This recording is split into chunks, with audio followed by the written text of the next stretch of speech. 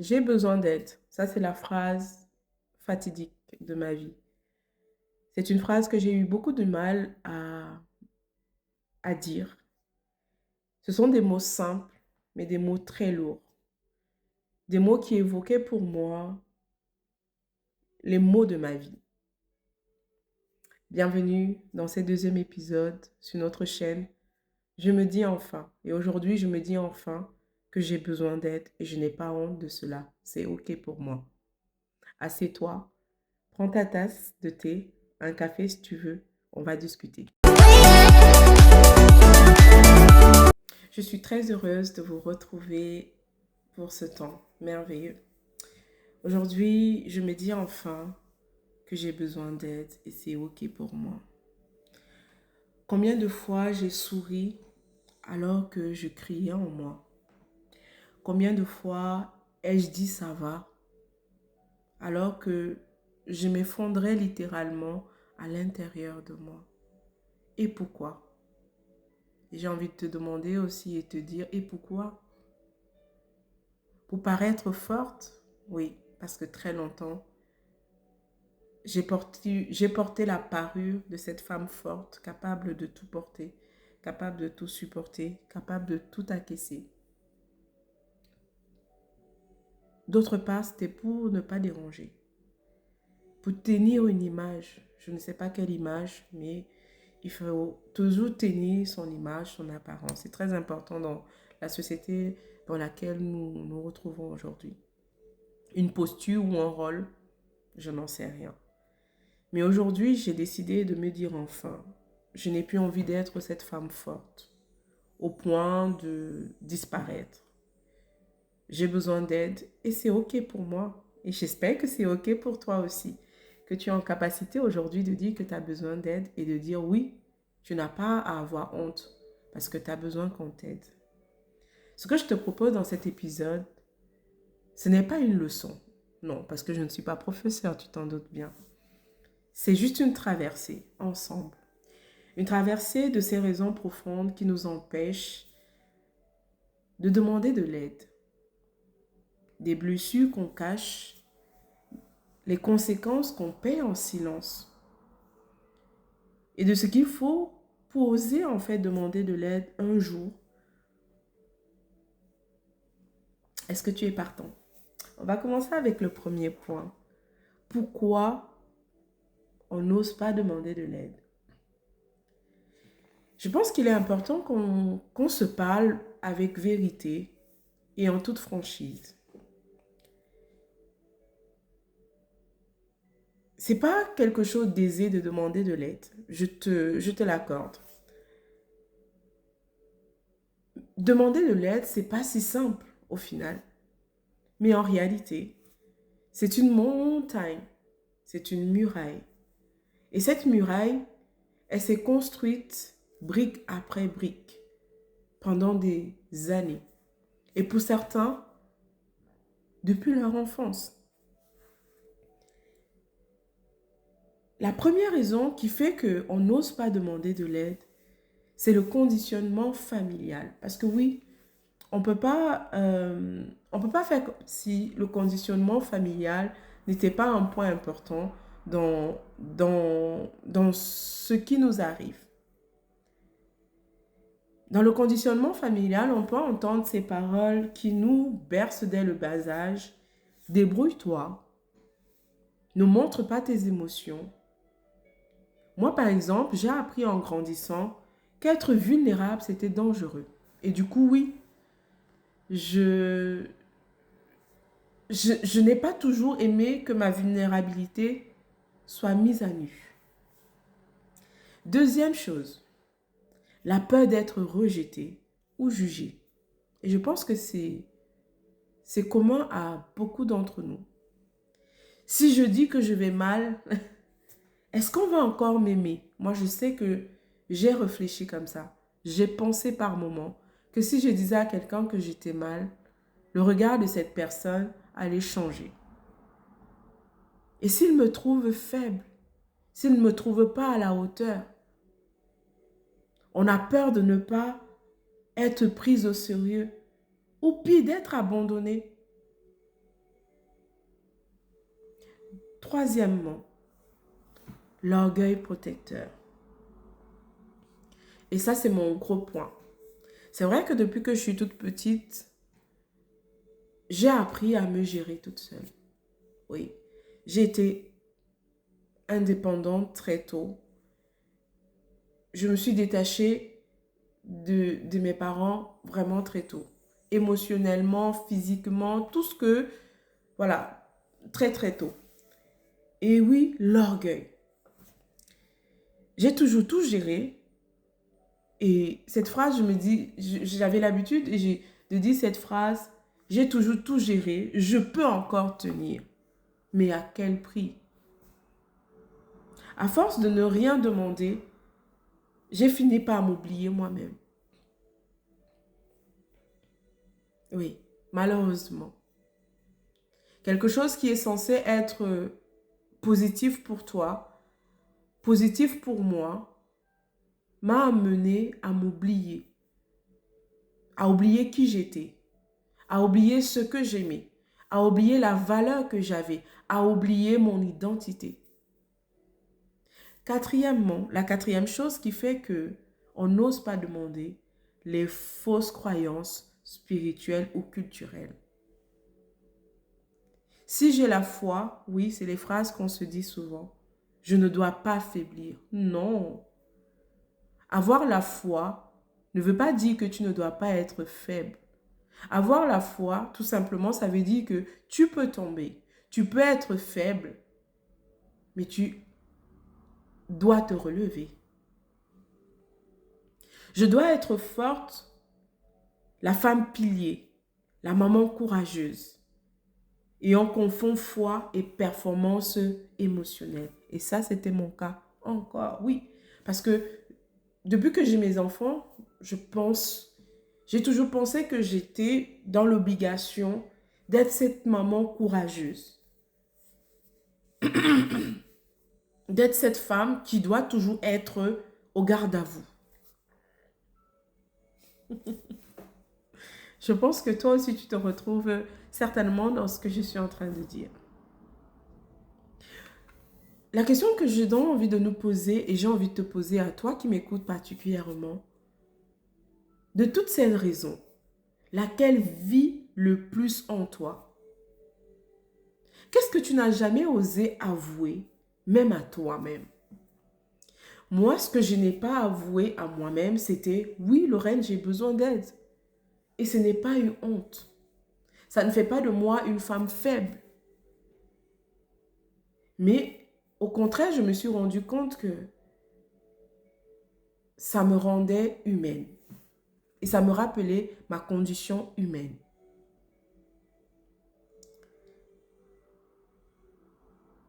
Ce que le silence a abîmé en moi. Et je crois que tu vas te retrouver dans ce que je vais dire maintenant. Quand on ne demande pas de l'aide, on devient une experte ou un expert en camouflage. Mais la vérité, c'est que tu peux tout camoufler. Par exemple, par le make-up, par les perruques, par ton foulard, par ton attroupement. Mais ton corps, lui, ne ment jamais. Et ça a été le cas avec moi. J'étais devenue experte à camoufler ce que je vivais. Mais malheureusement ou heureusement, je ne sais pas, mon corps me faisait comprendre qu'il y a quelque chose qui ne va pas. Parce que je prenais du poids sans le vouloir. Mais ce poids était dû à cette condition de silence dans lequel j'étais, dans ce camouflage qui devenait excessif pour moi. Et voici les conséquences que ce camouflage, ce silence a conduit à provoquer chez moi et certainement à provoquer aussi chez toi. Une fatigue chronique, des insomnies, des crises d'angoisse. Il m'est arrivé de passer des jours et des jours sans pouvoir dormir, sans pouvoir fermer les yeux. Mais j'étais fatiguée, mais mon esprit n'était jamais fatigué. L'hypersensibilité émotionnelle. il suffisait d'un rien, mes émotions prenaient le dessus.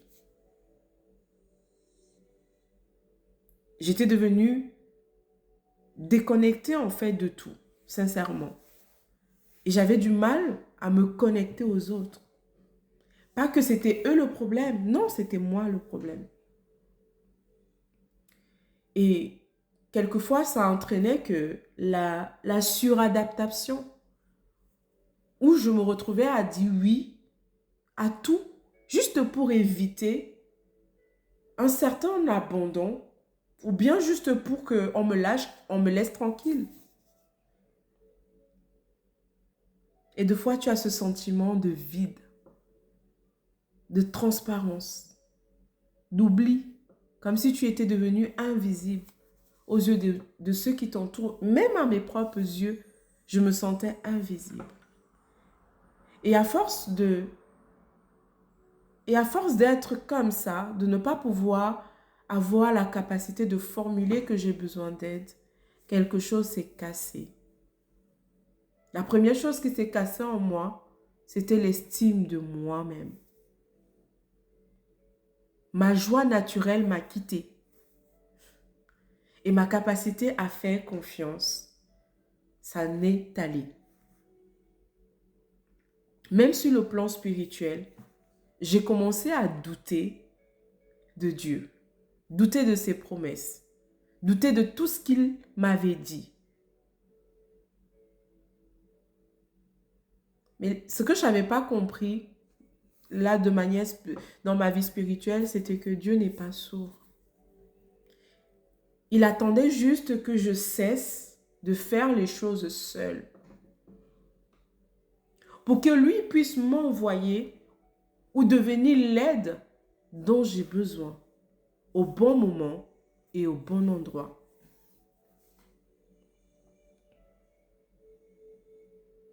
Alors, je me suis posé cette question et toi, certainement, tu dois te poser la question de savoir de quoi est-ce que tu as besoin pour ouvrir ta bouche. Et c'est ici que tout change. Et c'est ici que tout prend son sens. Demander de l'aide, ce n'est pas juste parler. Je vais reprendre cette phrase. Demander de l'aide, ce n'est pas juste parler. Demander de l'aide, c'est un acte de foi. C'est un choix de vérité que tu fais avec toi-même. C'est un engagement envers toi-même, une responsabilité que tu prends envers toi-même. Mais pour cela, tu as besoin en fait d'un espace sûr pour pouvoir le faire. Parfois, ce n'est pas ta famille dont tu as besoin. Ce n'est pas un groupe. Parfois, tu as juste besoin d'une seule personne saine. Et j'insiste bien sur une personne saine. Ou encore, tu as juste besoin de faire face à de la compassion envers toi-même. Parce que je me suis rendu compte que je n'étais plus compatissante envers moi-même. Et que j'étais devenue tellement dure envers ma propre personne que ça me faisait moi-même peur. J'avais arrêté de me parler avec amour. Et pour pouvoir arriver à ouvrir la bouche, tu dois pouvoir te repositionner. Te parler comme si tu parlais à une sœur, à une amie qui a un cœur brisé, qui a un souci, qui a besoin d'entendre des mots de compassion. Et la troisième chose dont j'avais besoin, que j'ai compris pour ouvrir ma bouche, j'avais besoin de déconstruire tous les mensonges que j'ai emmagasinés durant toutes ces années. En extirpant ces phrases-là qu'on entend quotidiennement dans notre esprit, dans notre subconscient. Tu n'es pas faible. Tu es humaine. Tu n'es pas un fardeau. Tu as de la valeur infinie. La quatrième chose dont j'avais besoin pour ouvrir ma bouche, c'est de prendre une décision. C'est de ne plus porter tout seul et de dire stop. Et aujourd'hui, oui, je suis capable de te dire, de me dire enfin, j'ai besoin d'aide. Et c'est OK. Quand est-ce que tu vas dire stop? Et la dernière chose, et je pense que la meilleure des choses dont j'avais besoin pour ouvrir ma bouche, c'était de recommencer à m'appuyer sur Dieu et lui dire, Seigneur, je n'en peux plus. Envoie-moi une aide, un relais, un souffle, ou toi-même deviens cette aide, deviens ce relais pour moi. Ce souffle pour moi parce que je n'arrive plus à respirer, je n'arrive plus. Psaume 145, verset 14 dit, « Le Seigneur soutient ceux qui tombent. Il redresse tous ceux qui sont courbés. » Et je voudrais qu'on prenne un instant. Un instant où tu fais le vide autour de toi. Et tu te demandes en silence, où est-ce que j'ai mal?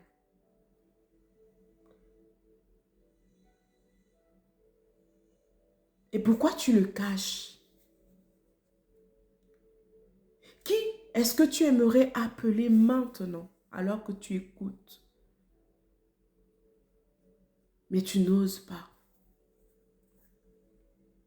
Qu'est-ce que tu aimerais qu'on te dise aujourd'hui?